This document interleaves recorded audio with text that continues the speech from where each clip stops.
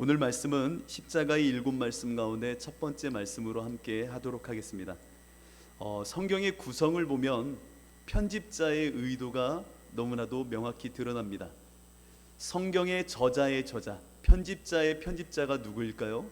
바로 하나님이십니다. 하나님께서 이 성경을 편집하셨다라고 할 때에 편집의 의도와 구성이 너무나도 명확하게 드러나는 것이 많습니다. 간예로 예수님께서 공생애를 사셨던 그 기간의 내용보다, 그 분량보다 예수님의 순환과 십자가의 사건과 부활 이후의 모습을 기록한 것이 더 분량이 많습니다. 이 분량이 많다라는 것은 그만큼 중요하다는 얘기겠죠. 동의하시나요? 말씀의 그 분량을 더 많이 두셨다라는 것은 하나님의 그 계획하심과 뜻하심 가운데 십자가라는 것이 매우 소중하기 때문에 이 십자가를 중심에 세우고 있다라고 볼 수 있는 겁니다. 그래서 우리들이 예수님의 그 공생애 가운데 하나님의 나라를 선포하고 아픈 자와 소외된 자, 그리고 이 땅에 많은 아파하는 자들을 치유하실 때에도 그 중심에는 하나님 나라라고 말은 하셨지만 그 중심에는 십자가가 세워져 있었다라는 것을 우리들은 볼 줄 알아야 됩니다. 그렇다면 그 십자가가 이렇게 중요한데 여러분들의 삶 가운데는 정말 그 십자가가 능력이고 구원이고 나에게는 다른 것과 비교할 수 없는 하나님의 섭리라고 고백하시나요? 십자가에 대해서는 참 많이 합니다. 저도 잘 알고 여러분들도 잘 알 겁니다. 그런데 막상 그 십자가가 나의 모든 삶의 전부며 내 생명을 걸어도 부족함이 없는 것으로 여겨지고 계십니까? 요즘 여러분들의 삶 가운데는 십자가가 삶의 중심에 세워져 있습니까? 세워져 있지 않다라는 것을 나름 변명하고 합리적으로 설득하자고 한다면 그 십자가가 나에게는 능력이 되지 않기 때문에, 혹은 그 십자가가 나에게는 어떠한 열매도 가져다 줄 수 없는 미약한 어떠한 것이기 때문에 여러분들이 그 십자가를 붙잡지 않는지도 모르겠습니다. 그러나 성경은 분명하게 말합니다. 십자가는 능력이고 생명이며 우리에게 허락하신 구원입니다. 이 십자가가 오늘 이 교회에서는 울려 퍼져야 하고, 또한 여러분들의 삶 가운데는 그 무엇과도 바꿀 수 없는 내 삶의 원리며 도가 되어져야 합니다. 오늘 그 십자가에서 예수님께서는 죽으셨습니다. 그 십자가에서 죽으실 때에 남기셨던 7가지의 말씀은 우리의 믿음의 선진들로부터 지금까지 지켜져 오고 있고, 그 말씀의 권세와 힘을 얻었던 수많은 증인들이 그 말씀을 힘입어 오늘도 그 십자가의 능력과 권세를 우리에게 물려주고 있는 겁니다. 첫 번째, 예수님께서는 이와 같이 십자가에서 죽으시며 말씀하셨습니다. 아버지, 저들을 사하여 주옵소서. 자기들이 하는 것을 알지 못함이니이다 라고 말씀하셨습니다. 십자가에서 피와 물을 쏟으시는 예수님, 피와 물이 쏟아진다라는 것은 끊임없는 두통을 유발한다고 그래요. 모든 것이 체내에서 다 빠져나가는 그 순간에 머리에 있는 모든 것들이 쏟아져 나가니 얼마나 혼절하듯 머리가 아프고 의식을 잡고 있고 싶어도 잡을 수 없는 상태였는지 모르겠습니다. 그 죽어가는 순간에, 혼절하는 순간에 다시금 의식이 돌아오고 또 혼절하는 그 순간을 넘어서면서 예수님은 십자가에서 몸이 점점 더 땅으로 처져가며 죽음의 순간을 맞이하게 되십니다. 우리가 너무나도 사랑하는 그 예수님이 죽으시면서 처음으로 입을 열어 말씀하신 것은 다른 어떠한 단어보다 다음 단어였습니다. 바로 아버지였습니다. 십자가의 그 자리, 죽음이 엄습해 왔고요, 절대적인 자기 고독과 외로움의 자리였고요, 죽음을 눈앞에 둔 그 순간에 예수님은 아버지라고 부릅니다. 아버지란 단어는 단지 대명사격으로 누구를 혹격으로 부르는 게 아닙니다. 아버지라고 부르는 이 순간에 나에게 아버지는 내가 관계하고 있는 세상이요, 내가 관계하는 모든 나에게 주어진 공간이다 라고 하는 겁니다. 죽음의 공간에 있으면서, 엄습해오는 어둠 속에 있으면서 예수님은 아버지와의 관계를 선언하고 있는 겁니다. 아버지, 수많은 어둠과 죽음이 나를 엄습해 나를 넘어뜨리려 하는 이 순간에도 내가 관계하는 것은 육체의 고통과 아픔이 아니라 아버지, 지금까지 내가 관계하였던 그 아버지를 부르며 그 관계 안에 예수님은 서 계시더라는 겁니다. 그래서 아버지라 부름은 내가 누구인지를 밝히 보여주는 것이고, 아버지라 부름은 내가 무엇과 내 전 인격과 생명을 걸어 관계하는 자인지를 반증하는 외침이기도 합니다. 여러분들, 오늘 이 십자가의 언어, 첫 번째 예수님이 말씀하셨던 이 말씀의 언어가 여러분들의 세계요, 여러분들의 생명이요, 내가 이 땅을 살아가지만 유일하게 관계해야 될 관계망이라는 것을 잊어서는 안 됩니다. 아버지, 어느 순간에도 아버지. 그래서 예수님은 주기도문을 가르쳐 주실 때에 하늘에 계신 우리 아버지여 라고 기도하라고 말씀해 주셨던 겁니다. 네가 이 땅을 살아가지만 네가 속해 있고 관계하고 생명과 진리를 걸어야 될 분은 하나님, 그 하나님밖에 없어. 그래서 아버지라 부르며 그 안에 거하기를 원해 하셨던 겁니다. 내 인생 가운데 아버지라 하나님을 부르며 하나님과 아버지와의 자녀의 관계를 맺을 수 있다는 이 사실은요, 우리에게 주어진 최고의 권세요, 우리에게 주신 하나님의 권리이기도 합니다. 여러분들은 그 아버지를 부르며 살고 계신지요? 하나님을 정말 아버지라 부르며 살고 계신지요? 하나님을 아버지라 부를 때에 이 예수님은 이렇게 말씀하십니다. 아버지여, 저들의 죄를 사하여 주옵소서. 저들이 모르고 그러는 겁니다 라고 하면서 그들을 탄원하듯 변호해 주시죠. 아버지를 부르는 가운데 예수님은요, 하나님 앞에 선 자였습니다. 그때에 예수님은 죽어가고 혹은 자신을 핍박하며 조롱하는 저들을 향하여 용서해 달라고 하나님께 말씀을 하시는 겁니다. 한번 이 영적인 관계를 한번 보십시오. 하나님과 관계하는 그 가운데 사람들은 예수님을 조롱하고 죽이려고 하는 이 관계가 얽혀져 있는 가운데서도 오직 예수님은 하나님과의 관계 안에서 저들이 나를 죽이려고 하는 이 사망의 끈을 용서하여 달라고 말하고 있더라는 겁니다. 오늘 우리 그리스도인들은 이 예수님의 용서의 부분을 마음속에 새겨야 됩니다. 왜냐하면 우리들은 이 땅을 살아가지만 하나님 앞에 서기보다는 세상 앞에 서는 것을 너무나도 좋아하기 때문입니다. 여러분들은 어떠신가요? 이 땅을 살면서도 하나님 앞에 관계하기보다는 사람들과의 관계가 더 내 앞에 놓여져 있다라고 생각하고 그것이 실제라고 말하며 살아가려고 합니다. 그래서 예수님은요, 마태복음 5장 43절에 이런 말씀을 하십니다. 또 내 이웃을 사랑하고 내 원수를 미워하라 하였다는 것을 너희가 들었으나 나는 너희에게 이르노니 너희 원수를 사랑하며 너희를 박해하는 자를 위하여 기도하라. 나는 너희에게 이르노니 너희 원수를 사랑하며 너희를 박해하는 자를 위하여 기도하라. 예수님께서는요, 이 땅을 살아가면서 내 원수를 사랑하라고까지 말씀하십니다. 여러분, 너무 많이 들었던 말씀 아닙니까? 내가 원수를 사랑해야 된다고? 내가 그 원수를 품어야 된다고? 우리들의 사회적인 망 안에서는, 사회적인 관계 안에서는 원수가 나를 치면 그 침뺨까지도 때려야 되는 것이 이 땅의 삶의 관계고 서로의 행동 양식인데, 아니, 내 원수를 사랑하라고? 왜 예수님은 이런 말씀을 하시고 계시죠?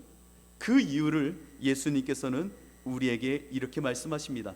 마태복음 5장 46절로 48절에 보면 너희가 너희를 사랑하는 자를 사랑하면 무슨 상이 있으리요? 한번 잘 들어보세요.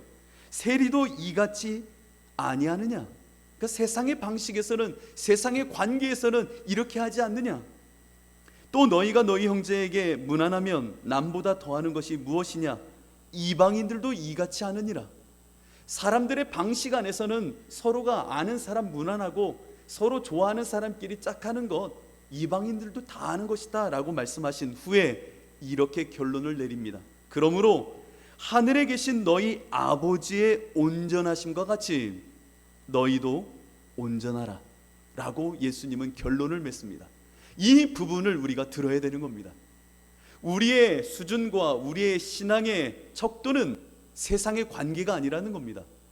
우리의 척도와 우리의 영적인 관심은 하나님이 내 앞에 계심으로 온전하신 그 하나님 앞에 선 나는 하나님이 온전하시기에 온전하신 그분 앞에서 나도 온전한 자로 살아야 된다라고 하는 것입니다. 우리의 관계는 어둠과 죽음의 그 십자가 위에서도 예수님이 마치 하나님을 아버지라고 말하면서 그 관계를 맺었던 것 같이 우리들이 이 땅을 살아가지만 우리는 늘 아버지를 부르며 그 온전하신 아버지 앞에 있는 자로 나의 나됨을 삼아야 된다는 겁니다. 오늘 예수님이 죽음의 자리에서 말씀하신 이 말씀 속에 우리는 하나님이 온전하시기에 온전하신 하나님 앞에 선 자라고 나를 여기며 이제는 그 하나님이 온전하기에 나도 이 온전함의 척도 수준을 맞추어 내 이웃을 사랑하는 자, 용서할 줄 아는 자가 돼야 된다는 겁니다. 여러분, 오늘 이 십자가의 첫 번째 말씀 가운데 그래, 나는 하나님과 영적인 관계를 맺는 자야, 세상과 관계하기에 앞서 하나님 앞에 선 단독자야, 그렇게 그 아버지를 부름 속에 나를 박해하거나 나를 모욕하거나 나를 핍박하는 이 땅을 향하여 용서를 말하고 온전하신 하나님처럼 그 아버지 앞에서 나도 온전한 자로 저들을 용서해야 되는구나 라는 것을 한번 실행해 보시길 바랍니다. 이 한 주간 여러분들은 십자가의 첫 번째 이 울부짖음을 들으시어 아버지 앞에 선자로서 내 옆에 있는 이들을 용서해 보시기 바랍니다. 용서는 어떻게 보면 나에게 폭력을 가하고 나에게 억울한 소리를 하는 것을 용납해 주는 게 용서가 아닙니다. 용서는 어떻게 보면 하나님과의 관계 회복 속에 그들의 관계를 하나님께로 돌려주는 역할을 하는 것이 용서입니다. 예수님은 당신을 핍박하는 그들을 용서하셨습니다. 여러분들도 내 이웃을 향하여 아버지를 부르고 아버지 앞에 선자라는 것을 인식한다면, 그 십자가를 알고 있다면 내 가정에, 내 이웃에, 내 주변에 있는 이들을 용서해 보시기 바랍니다. 왜냐? 하나님이 온전하시기에 그 온전하심 앞에 살아가는 나는 내 이웃을 용납하고 그들을 사랑하며 용서할 줄 알아야 됩니다. 사람을 용서하는 것도 중요하죠. 그렇죠?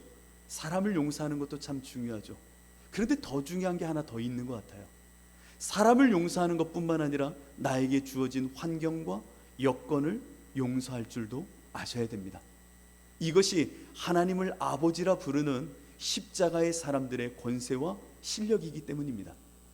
여러분들의 환경도 여러분들은 용서하셔야 돼요. 예수님이 오늘 보여주시는 모습처럼요. 왜냐? 나는 어떠한 상황 속에서도 아버지를 부르는 자녀이기 때문입니다. 십자가는 그만큼 능력이 있고 여러분들을 인도해낼 권세가 있는 힘이요, 능력이요, 구원이 됩니다.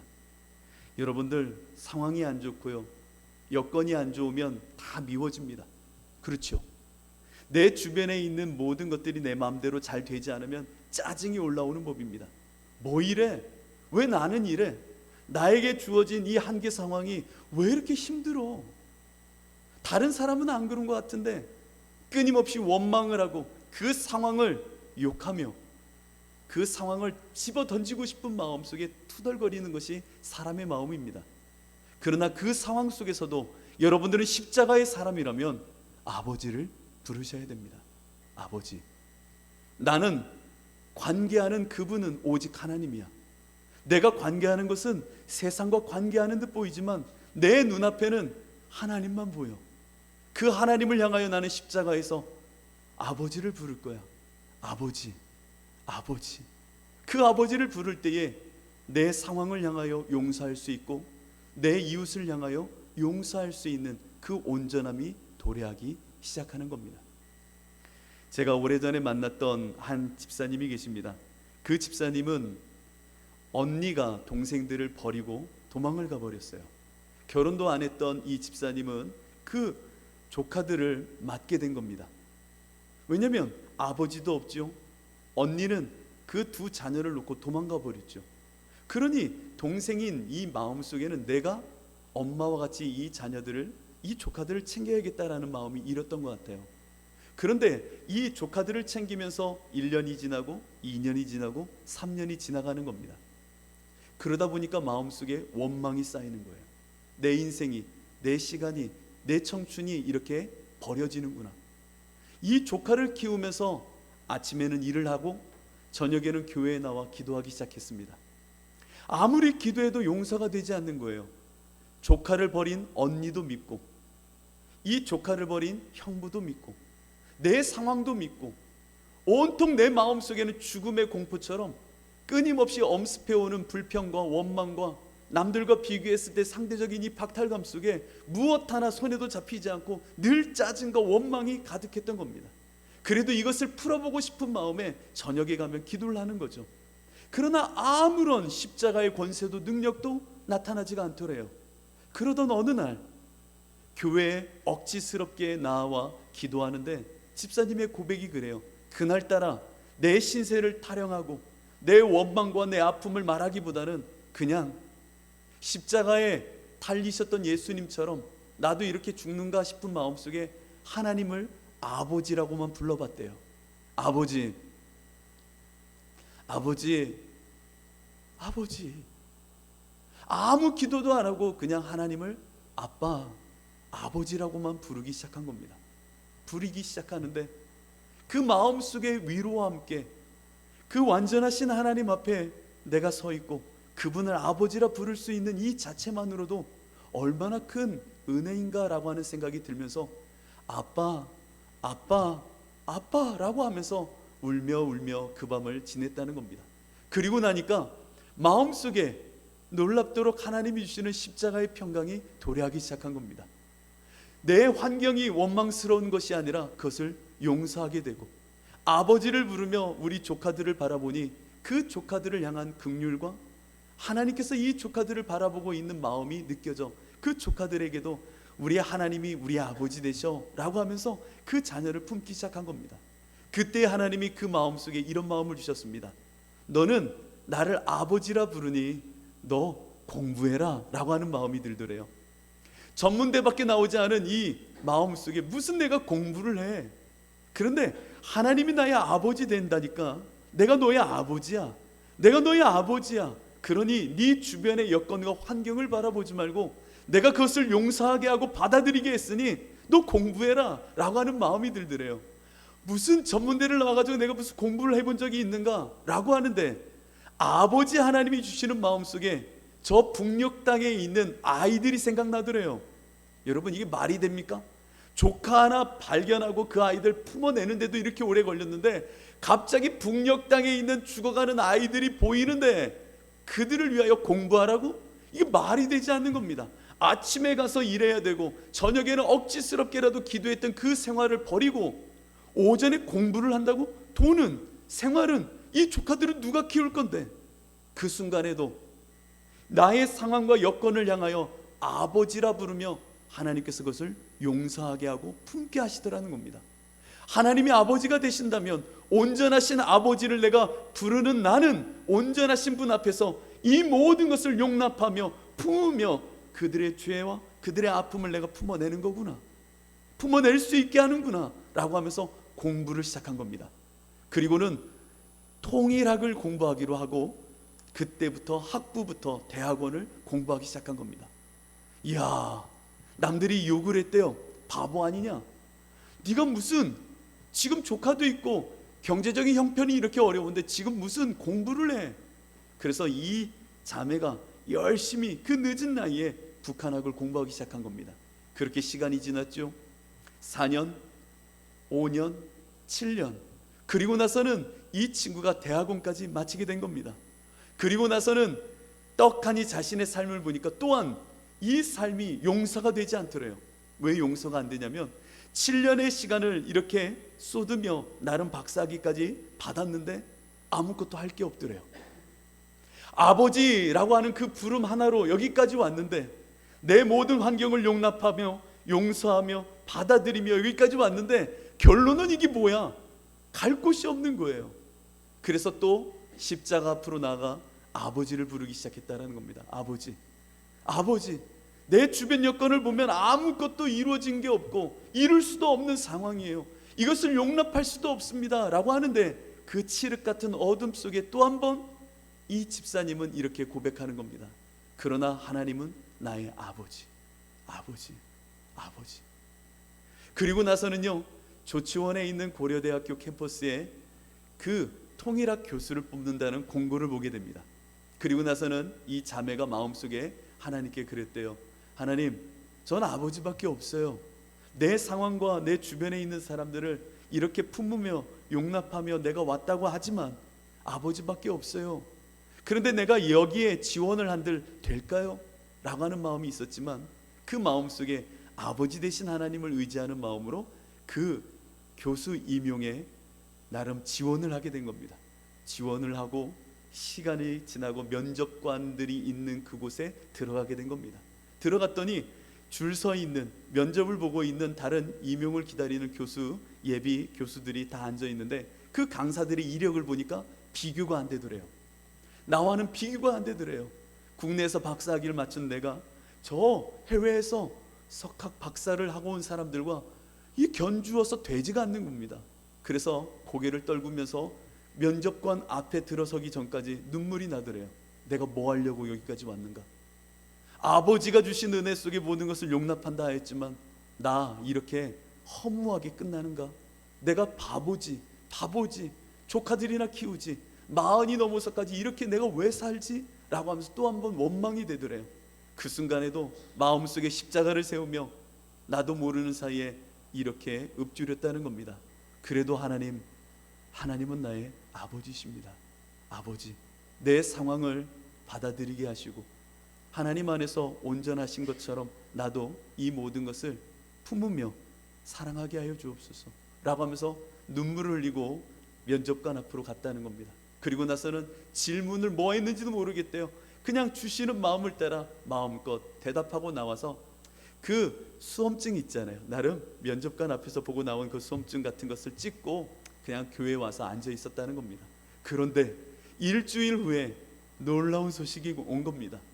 그 임용 과정 속에 이 자매가 조치원에 있는 고려대 캠퍼스에 그 북한학 교수가 된 겁니다. 너무나도 놀란 거예요. 내가 이 늦은 나이에 그냥 조카나 키우면서 하는 수 없이 원망으로 살아갈 내 인생인데 내 인생을 이렇게 만드신 그 하나님이 너무나도 신기했던 거예요. 단지 나는 하나님을 아버지라 부르는 것밖에 없는데, 그리고 내 주변의 사람들과 언니와 형부와 내 상황을 용서한 것뿐인데 하나님이 나를 이렇게 당신 앞에 세우셔 온전케 만드시니 이야, 너무나도 놀라운 거예요. 이것이 십자가의 권세구나. 내가 출세한 것이, 교수가 된 것이 하나님이 주신 놀라운 능력이 아니라 내 인생을 변화시키는 이 십자가, 하나님을 아버지라 부르게 하고 부름 속에 세상의 다른 관계를 끊게 하심 속에 그들을 품고 용납하고 받아들이게 하는 이 놀라운 아버지의 이 십자가 사랑이 나에게는 권세가 되고 힘이 되는구나. 이것을 이 자매는 고백하게 된 겁니다. 그 자매를 볼 때마다 저는 너무나도 신기한 거예요. 어떻게 우리 하나님이 이렇게 만들어 두시지? 이렇게 변화시키시지? 정말 십자가는 능력이구나. 십자가 앞에 아버지를 부를 수 있는 사람, 세상을 바라보며 원망하는 것이 아니라 하나님을 아버지라 불러 그 앞에 관계할 줄 아는 이 영적인 십자가의 생명을 아는 사람, 이 사람을 하나님은 변화시키시는구나. 그 가운데 능력으로 임하시는구나. 여러분들은 지금 누구 앞에 서 있습니까? 예수님은 십자가의 죽음 앞에서도 아버지를 부르셨습니다. 오직 하나님과의 관계를 나의 정체성으로 삼으셨던 것입니다. 여러분들은 어떠한 상황에서도 하나님을 부르십시오.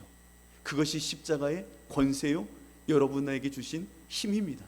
그 하나님을 아버지라 부르는 가운데 여러분들의 환경이나 주변에 있는 사람들의 그 관계를 용납하게 하실 것이고 그것을 용서로 받아들이게 할 수 있는 힘을 주실 것입니다. 예수님께서는 두 번째로 이런 말씀을 하십니다. 내가 진실로 내게 이르노니 오늘 내가 나와 함께 낙원에 있으리라. 예수님이 십자가에 죽으셨던 당시 성서 문화권에서는요, 십자가는 종교적인 구원을 받기에 가장 부적합한 사람들이 달려 죽는 곳입니다. 그렇죠. 십자가의 자리는요, 출세한 사람들이 오는 자리가 아니었어요. 그 당시 예수님이 죽으셨던 성서 문화권에서는 강도와 같이 혹은 살인자와 같이, 혹은 너무나도 중대한 범죄를 일으킨 사람들을 끌어다가 물과 피를 다 쏟게 하고 그 사람들이 보는 앞에서 처참하게 죽이게 하는 곳이 십자가의 자리였습니다. 그 십자가의 자리는 구원에서 먼 자리입니다. 십자가의 자리는 사실 구원으로부터 너무나도 먼 자리입니다. 그런데 오늘 예수님이 죽으셨던 그 십자가에 두 강도가 달려 있었습니다. 근데 그 두 강도를 볼 때에 두 강도는 구원에서 너무나도 먼 사람들이에요. 죽어 마땅한 사람들이죠. 그런데요, 그 십자가의 자리는요, 사람들이 볼 때는 구원에서 가장 먼 자리이지만 영적인 눈으로 보면, 예수님의 마음으로 보면 구원에서 가장 가까운 자리입니다. 십자가의 자리는 어떻게 보면 구원에서 가장 가까운 자리입니다. 예수님 한편에 있었던 강도는 이렇게 말합니다. 당신이 정말 하나님의 아들이시거든 어찌 뛰어내리든 뭐하든 우리를 한번 살려봐라 라고 조롱을 합니다. 그런데 옆에 있었던 또 다른 강도는 이렇게 말합니다. 예수여, 예수여, 당신이 저 천국에 이를 때에 나도 함께 있게 하여 주옵소서. 그때 예수님이 말씀하신 겁니다. 오늘 네가 나와 함께 낙원에 있으리라. 예수님은요, 그 십자가의 자리에서 자신의 실상을 바라보며 나는 구원에서 가장 먼 죄인이구나 라고 하는 것을 알게 된 그에게 하나님이 주시는 약속을 허락하시더라는 겁니다. 구원에서 가장 멀 수밖에 없는 인생이 그 십자가 앞에서 자신의 가난함을 통곡하며 내가 죄인임을 알 때에 예수님은 그 십자가에서 가장 큰 구원과 약속을 허락하시더라는 겁니다. 여러분들, 오늘 이 십자가에 모이신 여러분들은 이 예수님의 두 번째 말씀을 기억하셨으면 좋겠습니다. 십자가는 나에게 나의 실상을 보게 하는 자리요, 내가 얼마만큼 하나님 앞에서 심령이 가난한 자인지를 확인하게 하는 자리구나라는 것을 잊지 마시기 바랍니다. 내가 주님께로 나올 때는 무언가 자랑할 것이 있고 의가 있고 무언가 떵떵거릴 것이 있어서 나오는 것이 아닙니다. 십자가는요, 죄인들이 나오는 자리입니다. 오늘 교회에 나와 여러분들이 십자가 앞에 서는 이유는요, 나의 의의를 드러내려고 나와 있는 것이 아닙니다. 나의 가난한 모습, 심령의 그 가난한 모습, 절대적인 가난의 모습을 내가 알기 때문에 이 십자가 앞에 나와 주님의 영원하신 약속을 부여잡는 시간입니다. 십자가는 여러분들이 너무나도 가난한 티끌과 먼지라는 것을 확인하는 자리입니다. 오늘 이 자리는 여러분들이 얼마나 죄인 중에 괴수인지를, 심령이 가난한 자인지를 확인하게 되는 자리입니다. 이 자리를 통하여 내 영혼의 가난함 속에 주의 십자가를 바라보면 심령이 가난한 자는 복이 있나니 천국이 저희 것이다 하셨던 그 말씀이 여러분 안에 나의 고백이요 실상이 되기 시작하는 겁니다. 십자가는 여러분들의 참담함을 보게 하는 겁니다. 십자가는 여러분들이 너무나도 가난하다는 것을 알게 하는 것입니다. 그렇게 그 십자가 앞으로 다가오면 다가올수록 나에게 짓눌렸던 그 죄와 허물과 흠이 더 보이게 될 것입니다. 어떤 분들은 그래요. 교회 가기 싫다고. 왜냐하면 교회 가면 맨날 나 잘못했다고 말하는데 그게 사는 거예요. 교회 가면 왜 이렇게 나를 참소하는지요. 그러나 이건 사단의 참소가 아닙니다. 말씀의 검이 나의 혼과 육과 내 모든 골수를 쪼개요 나의 실상을 보게 하는 겁니다. 예수님의 그 십자가 앞에서 한 강도처럼 자신을 변호하고 자신을 감싸며 십자가를 조롱하는 것이 아니라 그 십자가 앞에서 예수 그리스도 없이는 나는 죄인이고 예수 그리스도 없이는 나는 살 수 없는 자구나 라고 하는 절대적인 가난을 발견하는 심령이 가난한 사람들이 모두 되시기를 축복합니다. 그때에 예수님은 약속을 주십니다. 영원으로부터 오는 약속을 주십니다. 시간이 아닌 영원으로부터 도래하는 묵시를 주시는 겁니다. 네가 오늘 나와 함께 저 낙원에 있으리라. 절대적인 약속으로 우리에게 임하시더라는 겁니다. 여러분들, 십자가 앞에 나의 모든 것을 내려놓으십시오. 내가 죄인임을 고백하십시오. 하나님이 그때에 하늘로부터 오는 언약을 여러분들에게 주시는 겁니다. 그 언약은 나의 잘됨이 아니라 나를 변화시키는 생명이요 진리가 되는 겁니다. 십자가 앞에 나와 나의 가난함을 발견하고 가난함 속에 하나님이 주시는 언약이 있는 여러분들, 이 언약의 자리까지 가셔야 됩니다. 오늘 이 시간 예수님의 이 두 번째 말씀까지를 살폈는데요, 여러분들 안에 심령의 가난함 속에 이제 주님이 주시는 그 언약을 마음속에 새기는 과정을 겪으시길 바랍니다. 기도하셔야 됩니다. 심령의 가난한 자리로 나아가셔야 됩니다. 예배의 자리, 말씀의 자리, 내가 죽었구나라고 하는 것을 확인하게 하는 자리로 늘 가십시오. 그 자리에서 위로 너머에 하나님이 주시는 약속을 받아내셔야 됩니다.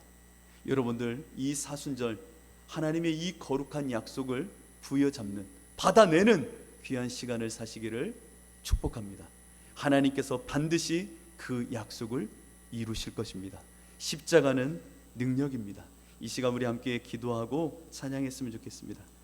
이 시간 우리 함께 찬양할 때에 내 안에 가장 귀한 것이라는 찬양이 있습니다.